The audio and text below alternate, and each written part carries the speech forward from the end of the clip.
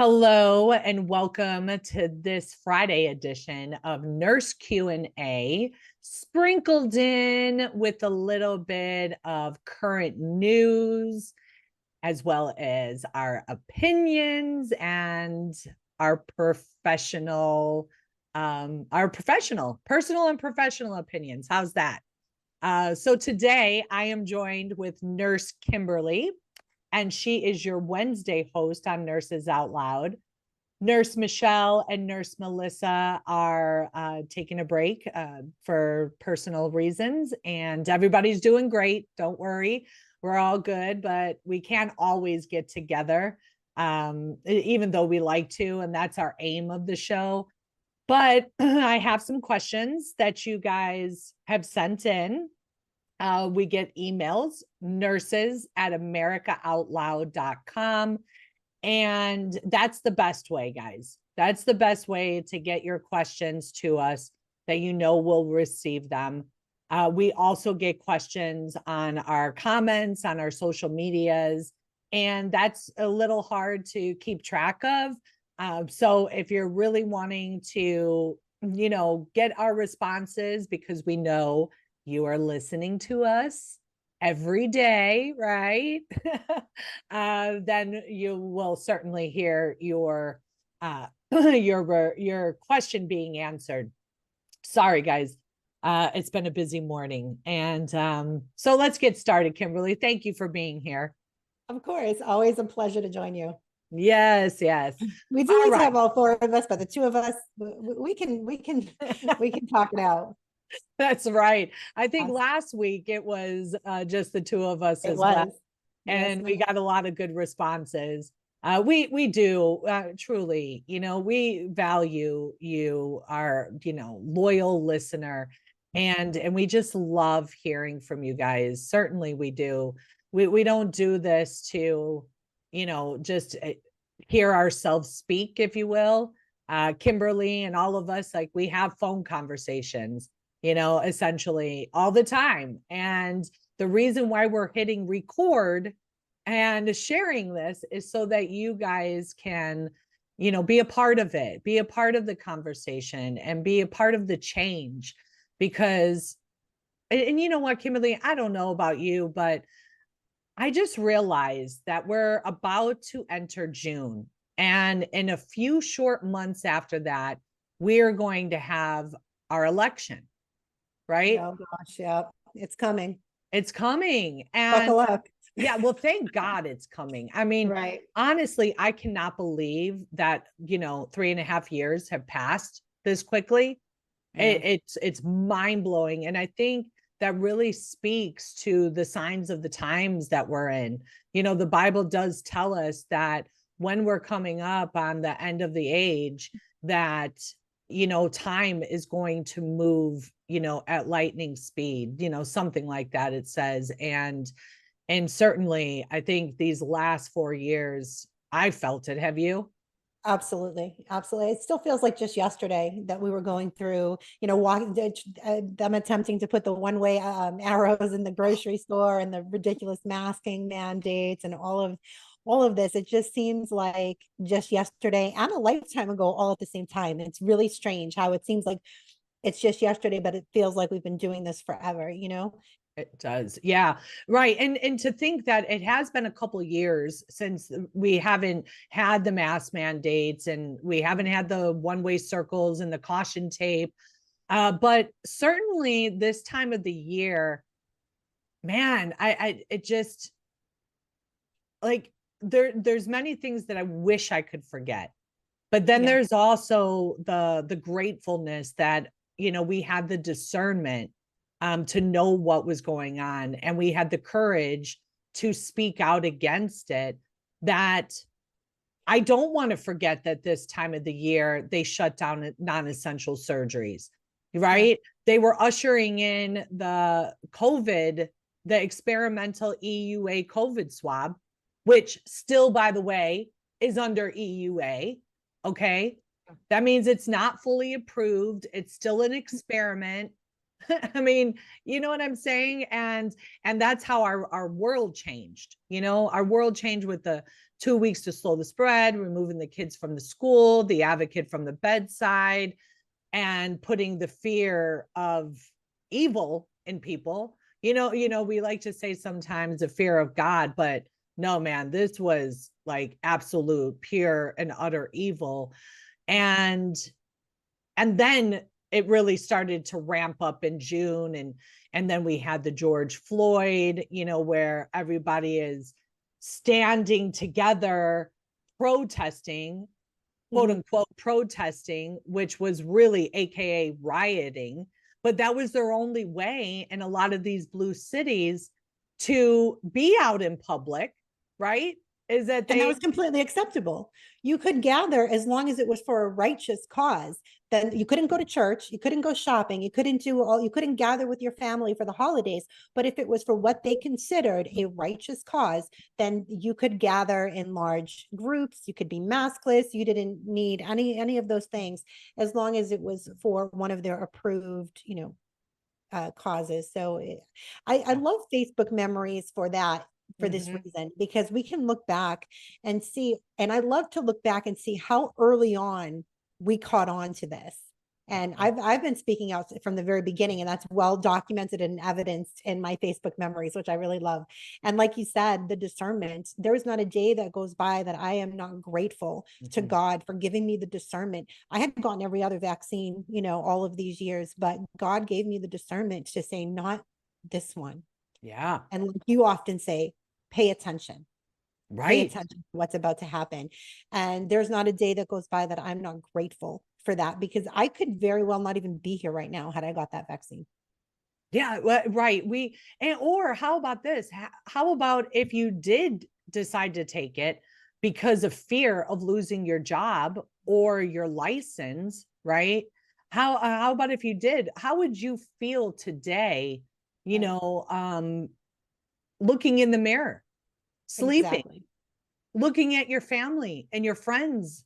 I just, yeah. I mean, and I'm sure there's a lot of you guys out there listening that do struggle with that. Yeah, so many people were coerced into taking the shot because it's their livelihood. And believe me, there were moments when I thought, what am I doing? I'm going to give up my entire career, but I had to draw the line in the sand. I was able to take care of myself before I was a nurse. I will be able to take care of myself long after.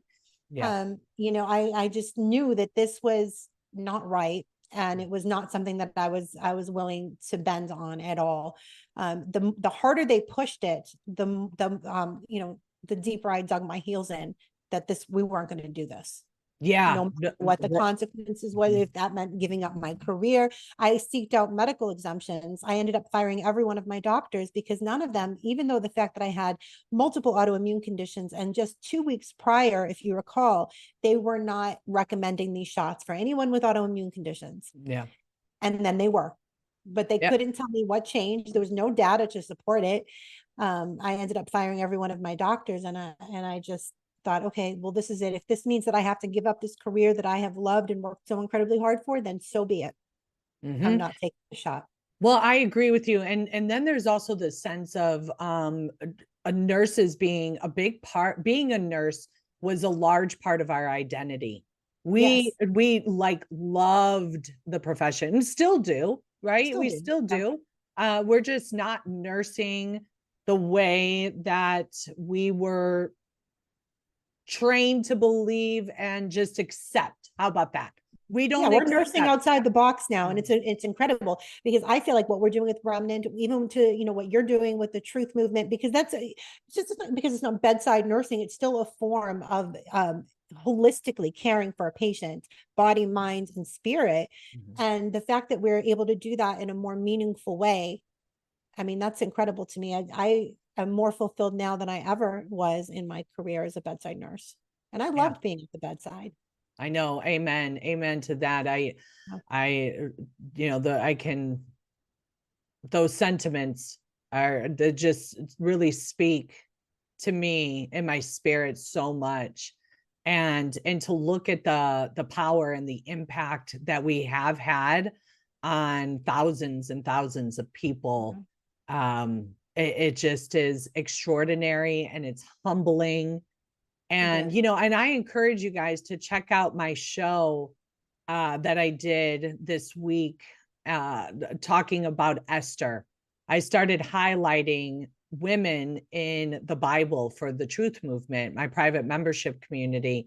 And it was just so powerful going through that and discussing it with the ladies, that I thought, you know what, I'm going to do a show on this. And I did it by myself. That's always a little nerve-wracking in the beginning, right? Even though we've been doing this for like 2 years now, it's still kind of weird just to have the whole show, be all on our shoulders. But it was very powerful, and speaks to a lot about what Kimberly is saying about having the courage and the strength and the faith. And I hope that resonates with you guys. All right, well, let's get started here. We have Carol who wrote in, I'm a nurse that worked through COVID and was villainized for following the science. The real science, like treat symptoms early and wear masks when appropriate. How did you handle speaking out against the narrative and in the hospital today? There's so much I want to say, but I'm still afraid to. Yeah, I will tell you, for myself, that's just my nature to kind of speak out. And I am usually the one that kind of goes against the grain. I've always been that way. That's definitely not just a COVID thing. That's my entire life thing. And if I have an unpopular opinion, I'm typically not afraid to share it.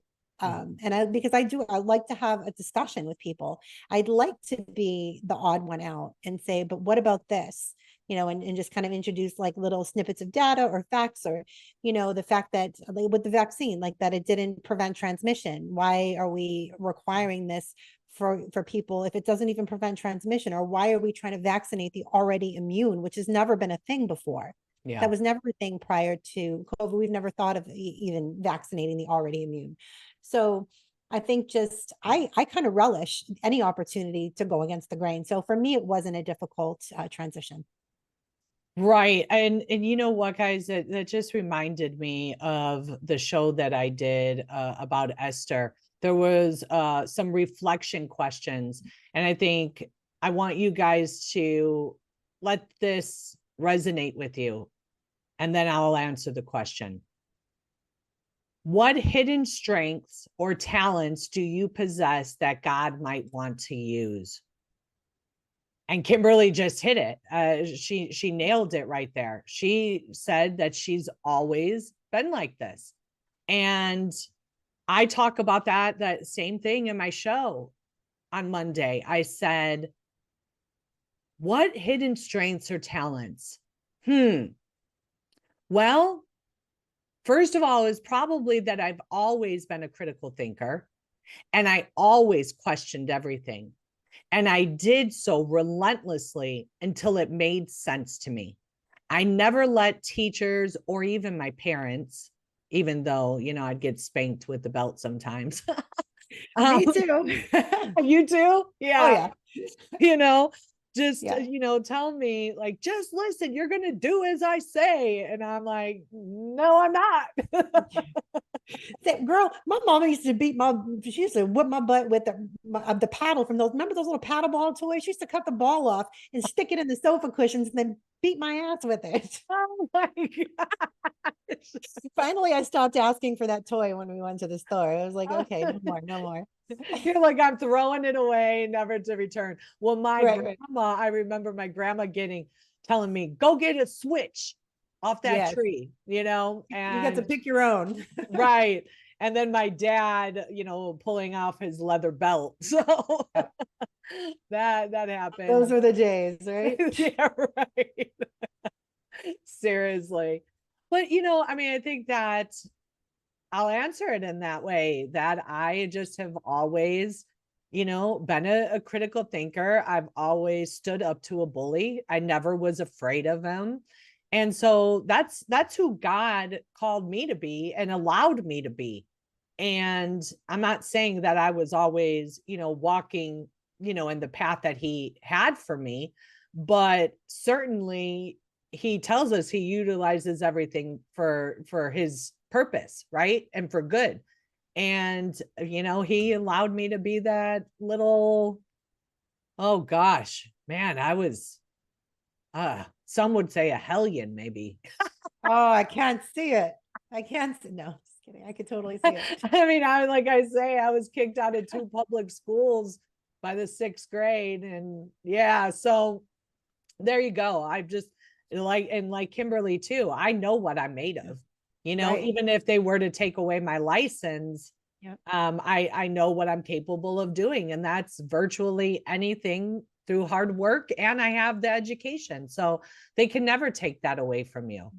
And when we talk about strengths, that is a strength. Just being able to stand on your own and stand alone and apart from the crowd is an incredible strength. I know I possess that. I know you do as well, Jodi. And that is something, like I said, I have had probably, it's like an innate, and it's innate in me. Like I've had that since birth, I'm sure. My mom could tell you that, or my dad could tell you that. I've just always been this way. I think you have as well. Yeah. So these are the strengths and gifts that God gave us to prepare us for such a time as this. That's right. And then, we can't, we also have to touch on the point about submitting to his will and Yes. saying, okay, all right, I hear you. I see this. This is wrong. This is evil. And I can't do this alone.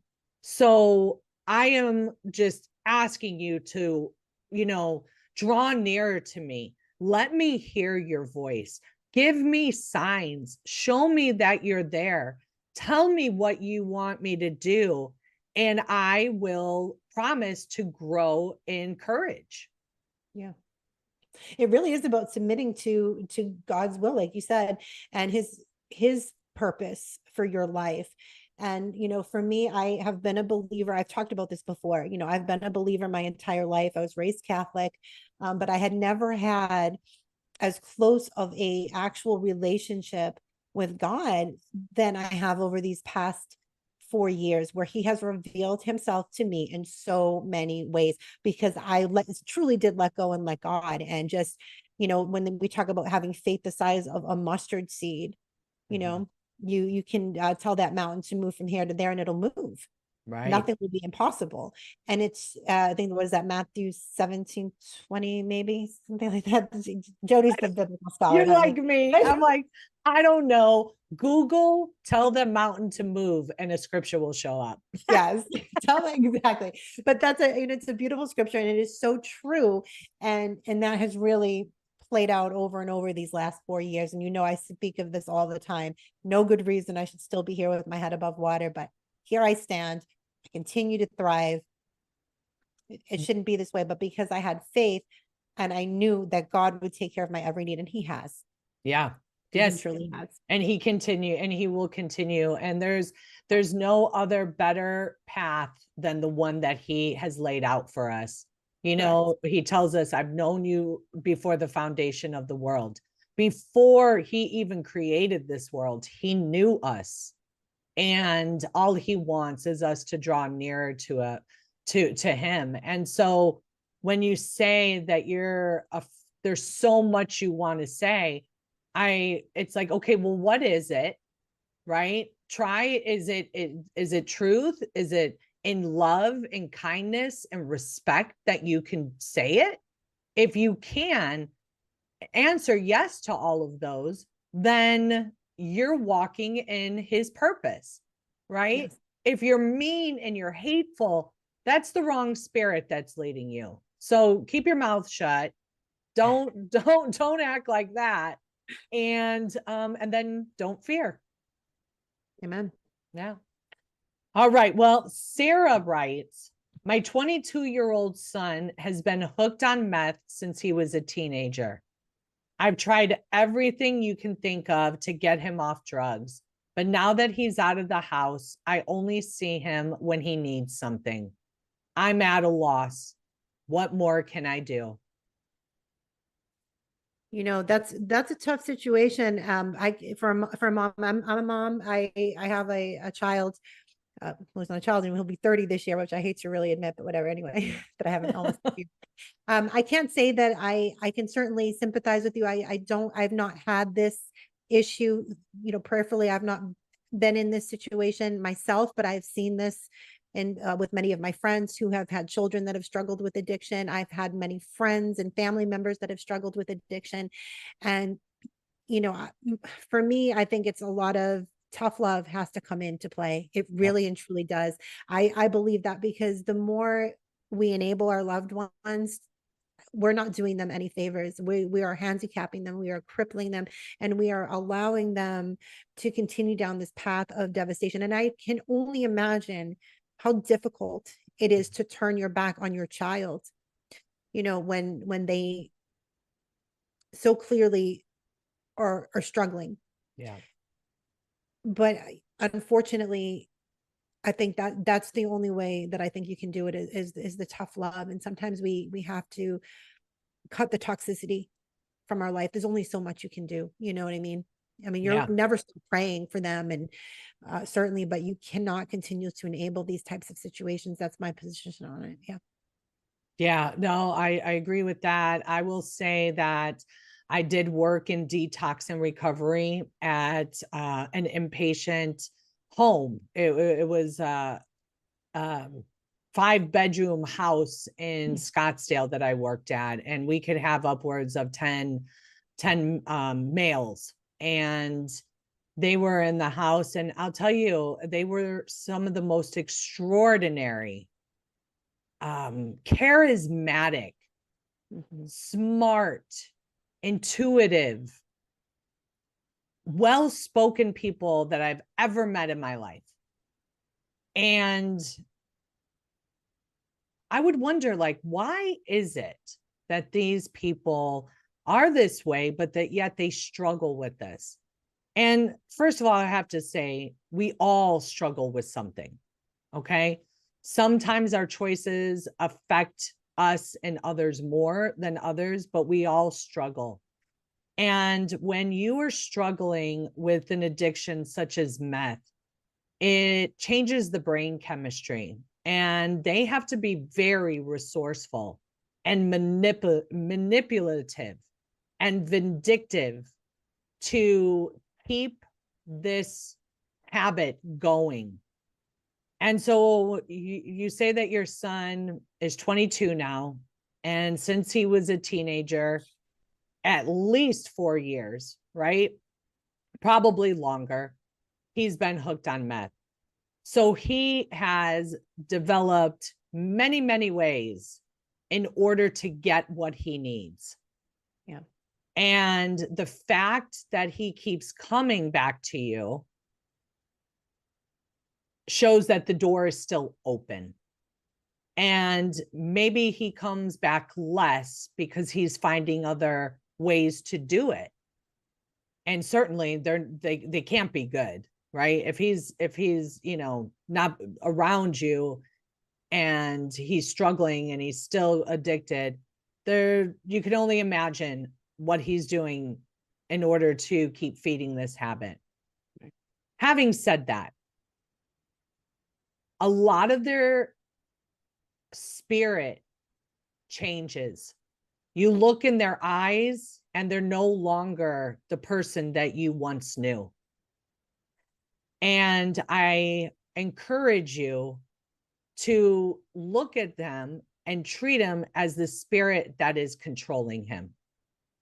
Having said that, what do I mean? If he shows up at the house and you look in his eyes truthfully to yourself and you say, like, okay, this kid is not, he's going to take this money and he's going to go buy drugs, or whatever it is. Or he's not, showing that he has a job and a place to live, and you're not going over there and visiting. You are feeding that habit. And I have heard time and time again, many, many stories, almost all of them, almost all of the addicts that I have come across, they say that they lose respect for their parents. And so that they don't mind manipulating them and stealing from them and doing whatever they need to do to get their hands on some money. They don't mind it anymore, because there's another concept that I think we've all heard, is that you teach people how to treat you. So if you're always being manipulated, then they don't respect you anymore. So, that's a big thing. And like Kimberly said, tough love. You cannot keep doing the same thing. That's the definition of insanity.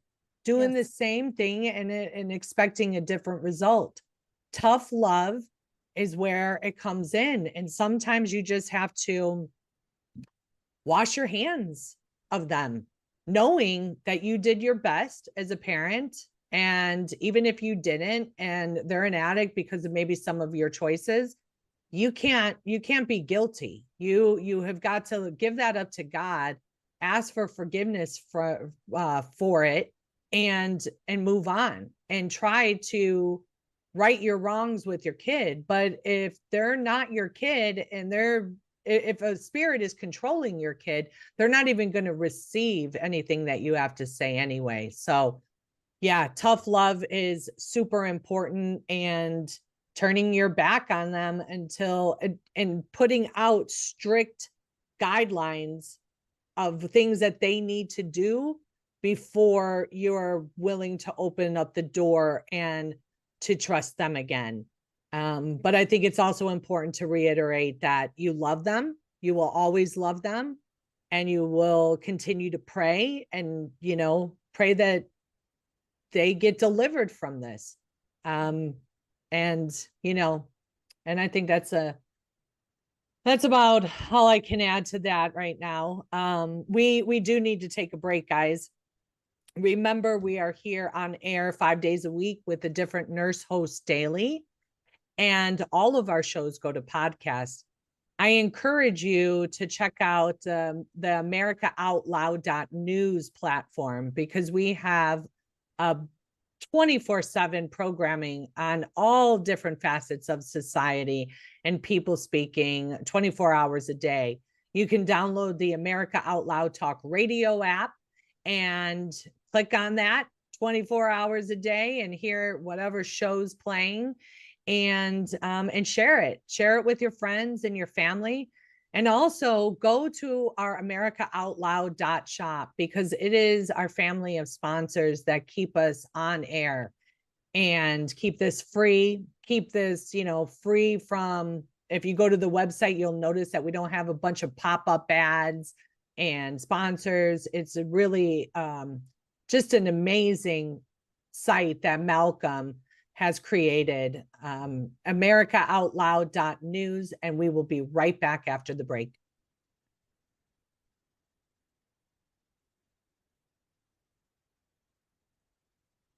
All right, guys, welcome back to Nurses Out Loud. I am joined today with Nurse Kimberly, who is your Wednesday host.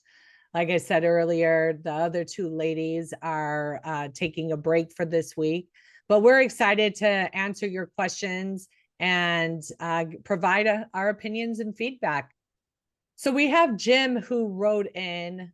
He says, I'm a nurse and we're still giving remdesivir to COVID positive patients. I don't feel right doing it anymore, but I need a job. What would you do if you were in my position?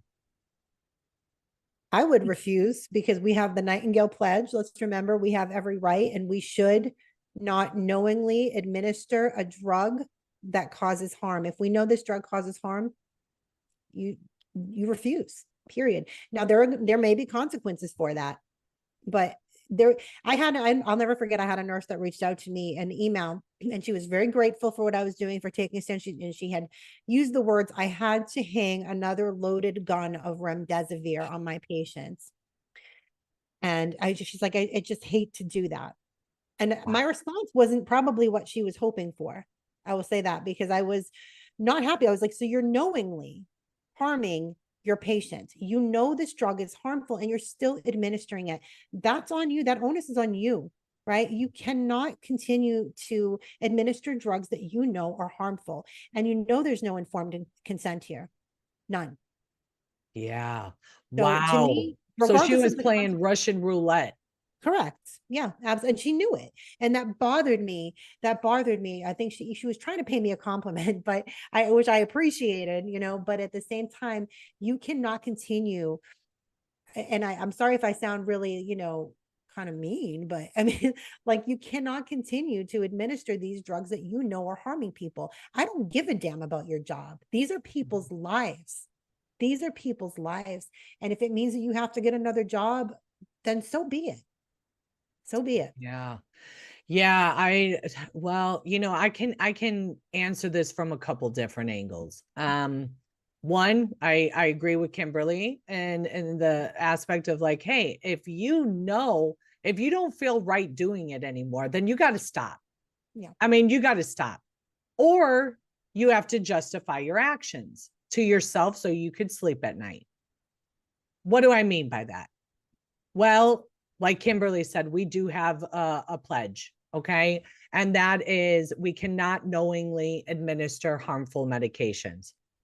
But what about chemotherapy? That crap is poison, right? Yeah. It's intended to destroy pretty much anything good that you have too. And we administer that all the time. Yep. How is that different? That's different because people have informed consent. There you go. Yes. And that's So autonomy. That's autonomy. there We you may go. not agree with that. I don't like chemotherapy. I don't believe that you can poison yourself back to health. I think there are so many other incredible alternative therapies out there that we can see. But of course, the FDA doesn't ever want us to know that cancer is $1 billion business, right? So but yes, you're correct. There is informed consent, and then we have autonomy. So even if we don't agree that chemotherapy is maybe the route that we would necessarily take, we are respecting our patient's wishes Mhm. and their informed decision to proceed in that way. So that's the difference there. Yeah, that's correct. And there is shared decision making too, right? Yes. So if you pulled up a fact sheet on remdesivir and you added to that, maybe you didn't, maybe it's not written or printed, maybe you just speak some things that you know to be factual, and you can have good sources of information. If your sources of information are, and that's hard, right? It's hard because so many of our areas of or sources of information are corrupt too, so they don't really promote it. But if you went to NIH, you could certainly type in harms of remdesivir, and you could print that out for them. You're well within your scope to do that because that is education. Education. Yeah, Yeah. exactly. And so if you and we do have to respect people's choices. And if you felt like, hey, I gave them informed consent, and and I'm talking to them and they still want it, well, then fine. You know what I mean? Then you give it, because now it's a fully approved corrupt FDA drug. Okay. Corrupt being the key word, but yes.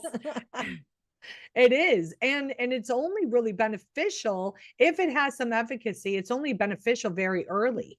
Very early, because it's an antiviral, so it relies on that viral replication in order to be effective, which is why it never worked in the hospitalized patients. And there were massive global studies that were done that proved that, because of the fact that they were, if you remember, they were telling people that came into the ER, okay, you have COVID, don't do anything, just go home and come back when you're blue and you can't breathe. Mm-hmm. Already started, and even by that point they're already into their symptomatic phase and well past their replication phase of the virus, rendering remdesivir completely ineffective. Yes. And harmful. I think there's other treatments, and you could also well, see, this is a sticky situation if you start talking about alternative therapies. My job, before I was put on leave, they said, you can't talk about alternative therapies. You can only talk about what the doctor orders. And I said, I don't think that's true. Informed consent includes alternative therapies. If you don't include the alternative therapies, you have not delivered informed consent, period. Yeah, I agree. You know, hey, listen, I recorded undercover video and released it virally to the world, had to go in front of the nursing board. I had a formal ethics evaluation on all these complaints, more than, I think it was 16 or 18 complaints that I got. And people said that I'm creating vaccine hesitancy, that I am talking about ivermectin, a horse drug, and all of these things, you know, and the list goes on. And I was deemed ethical. So I think I know what I'm talking about here when I say, and Kimberly too, when we say education is the major part of our job. And remember this principle, because this is the foundation of you being a nurse, that your job is to the patient, not to the hospital, not to the doctor, not to protocol. Your job, you are there for the patient. Amen. And don't you think, Jodi, if we had led with the information while we were talking about the EUA drug remdesivir, don't you feel like if we had led with the fact that 54% of the Ebola trial participants died using this drug, do you think if we had led with that, that they would have been so ready to sign on that dotted line? I don't think so. Yes, that's true. And on top of it, to let the patient know, hey, with this drug, you have to be here in the hospital for 5 days. 5 days. Yeah. It's a minimum 5-day hospital admission with labs drawn every day. So we know that your kidney and liver is not being affected by this medication. Yeah. I told that to many people, and they said, oh, I don't want that. Well, exactly. And I'm like, good. Oh, then fine. You're not going to get it, or I'm not going to administer it to you, you know? So yeah, I mean, that's, I can't believe that this is still a thing. And if you don't know, the nurses have a very interesting nickname for remdesivir. It's called Run, Death is Near. And that should tell you everything you need to know about this medication. Yes. Yeah. And that's gone viral. So many people refer to it as that. And so, you know, the last part of your question, what would you do if you were in my position? I don't think I would be in your position. When I went back to work, I went to the emergency room. I didn't go back to the ICU, and I didn't go back to the hospital, because I knew that drug was there and it had received FDA approval, and I'm not going to administer it. So same. That's why I won't go back to bedside, and that's why I won't go back to ICU. Other than the PTSD from even being around an ICU, I won't do it, because they're still giving this remdesivir, and the protocols, or the deadly protocols, are all still in place, and I just won't put myself in that position. I won't do it. And guys, you know, if you're listening and you're like, oh, I don't know if it's that bad. Well, how about just look at it this way? If remdesivir was a good drug that worked, why would the hospitals have to put a 20% bonus payout? Yes. Why is the government financially incentivizing the use of this drug? That should be your first question. That's exactly it. Yep. And it's a 20% bonus payout on the entire hospital admission. Yes. No wonder why they villainized and gosh, you even have like Chris Cuomo, who was like such a big talking head, right up there with Fauci, out there on mainstream media every single day, loving those ventilators. Yeah, parroting, you know, how the vaccine doesn't injure people, how it's safe and effective, and you know, people that didn't take the injection, you know, they should be shunned from society. And now he's coming out and saying, we were given the wrong information. Like, you were given the what? The wrong information? Yeah. Did you research any of that before you went live on air to tell millions of people? Exactly. My They just take it gosh. and they parrot every single thing that comes down from the CDC, the FDA, all of these captured 3-letter government agencies, and they just run with it. They just run with it. Yep. And then now they're like, oh, we were given the wrong information. I know that ivermectin isn't that bad because I've talked to so many hospital people now that they're not like busy with COVID. And I'm like, are you flipping kidding me? You're Yeah. making it seem that medical community was not speaking out against it because we were so knee deep in COVID. We didn't Oh, have time to baloney. tell you. Didn't they? Oh, Those God. See, dancing now I'm TikTok fired up. videos. Oh, don't get me started on those. Now I'm fired up. All right, all right, all right. Okay, let's go on. Lola writes, I'm 60 years old and never had any issues with anxiety, but over the past few months, my world feels like it's crumbling down. I've dealt with a lot of personal and professional issues, and it seems to be taking a toll on me. Any ideas or suggestions would be appreciated. I love all the nurses on Nurses Out Loud and listen regularly. Thank you for all you do. Oh, Lola. Lola, Lola, Lola. Okay. Anxiety. All right. Anxiety is the work of the devil. Man. It's the work of Satan. Its job here is to make you question, to make you fearful, to make you have to bow down to fear, fear of everything. I don't know. Kimberly, let me gather my thoughts.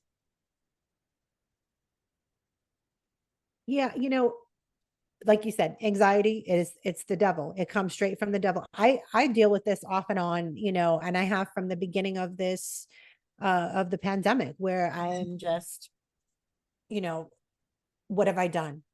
What have I done? I've given up my entire career. I just have those moments. And the only thing I can say is like how I deal with it is I meditate and I pray. I pray because I don't Mm-hmm. know any other way to handle it. But it does. My mind does drift into these negative mindsets. I try Mm-hmm. to stay positive. I try to motivate myself and move forward because anxiety doesn't serve. It doesn't serve anything. It serves the devil's work. It's what it does. Like you Yeah, said. and it creates a stress response in your body. Right. And when your body has that stress response, it's inflammatory.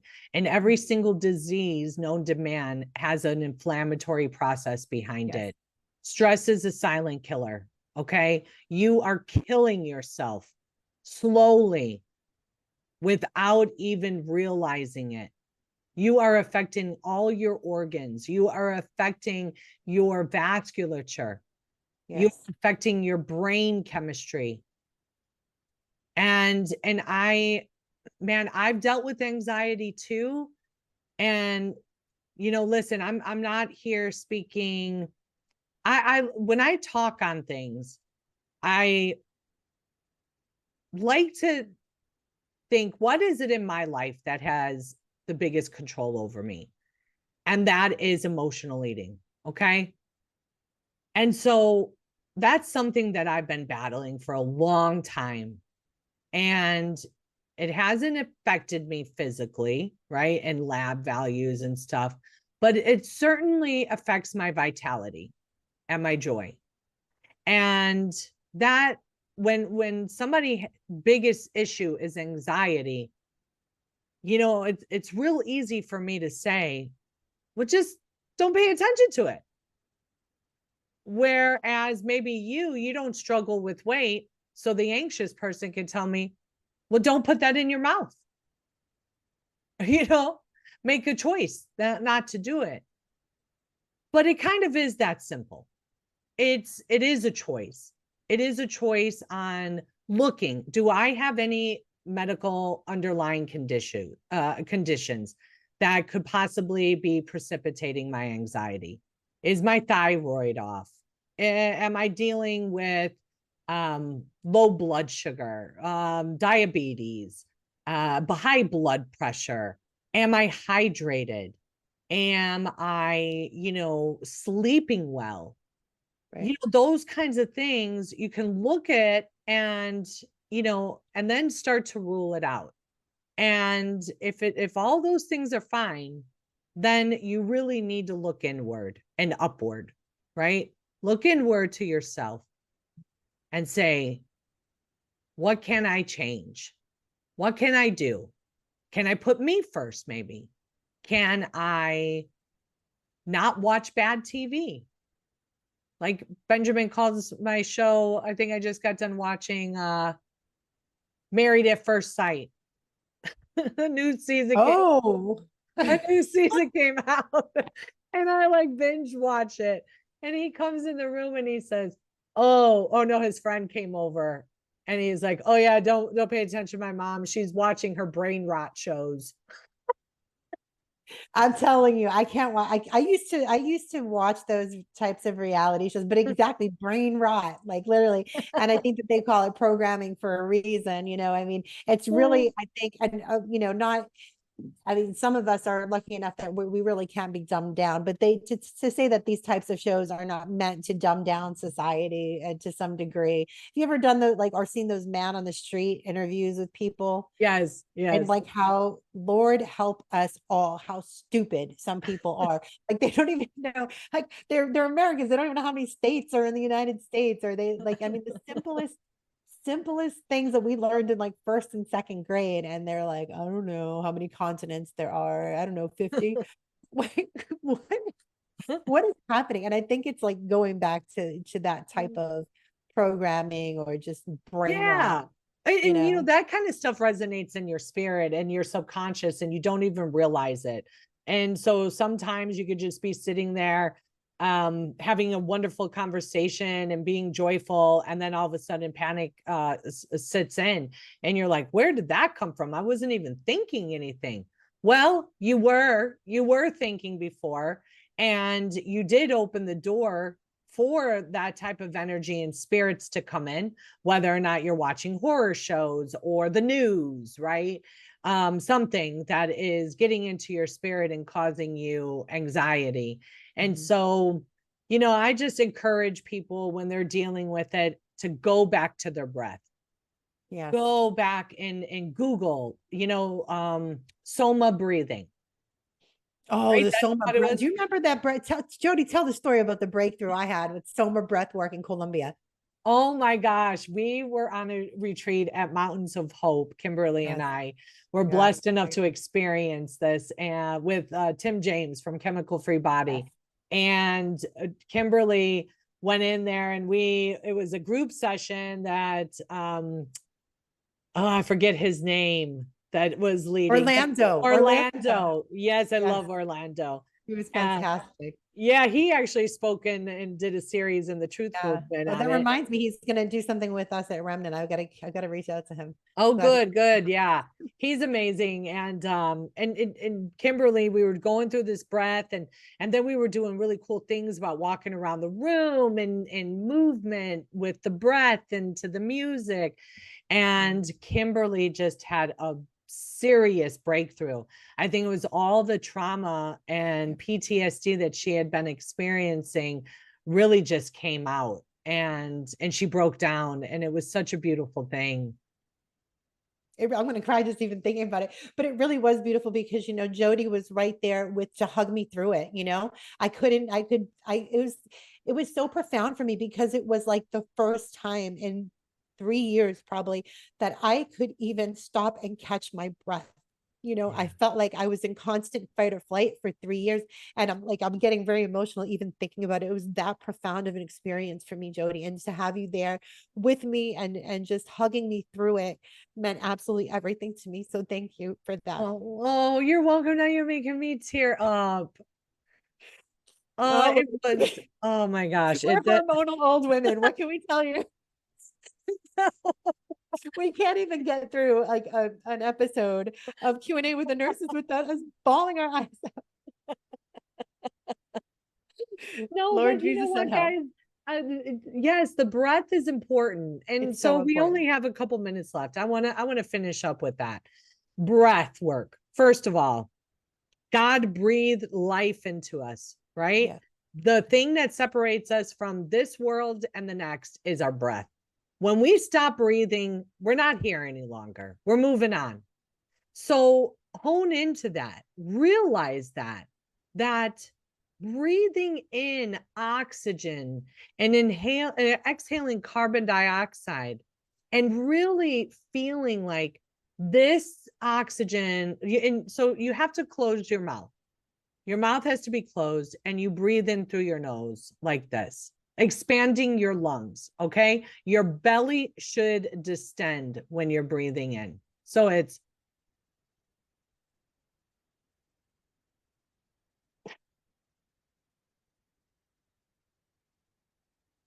and when you do that, and you do that several times, I actually had a girl in the ER. She had glue in her eye, and I had to put a Morgan's lens on her, which is essentially a contact lens, and hook the end of the straw up to a 1 liter bag of normal saline that just dripped in through her eye. And she was so anxious, and she's like, "Oh my gosh, I can't do this." Blah blah blah. And I was like, "Nope, we're gonna focus on our breath." And every time she tried to get away from it, I was like, "Nope, breath, breath." I said, "You have the power to control this." I said, "Sit here and think that this amazing salt water is healing your eye, and it is lowering the inflammation and the pain, and it is working, and you're going to go to the beach. Where do you want to go? Oh, okay, Jamaica. Oh, you see a hot man? Yeah. Okay, now you're walking on the beach." It always comes back to that with us, doesn't it, Jodi? Jodi and I are soul sisters, I'm telling you. I know, we totally are. And her mom said, because she was older, she was like 27. Her mom was with her, and she said, "Oh my gosh, you're making me want to close my eyes and breathe." Love it. Yeah. All right, guys. Well, another amazing episode. I just love the nurses here. And Yeah. Kimberly, you're always such an amazing co-host. And thank you You. guys. Yeah, send in your emails, your questions, and share our shows, like it, rate it, review it for us. Get us bumped up into the algorithm so more people can hear from us. And until next time, friends, be safe, be well, and God bless. Amen.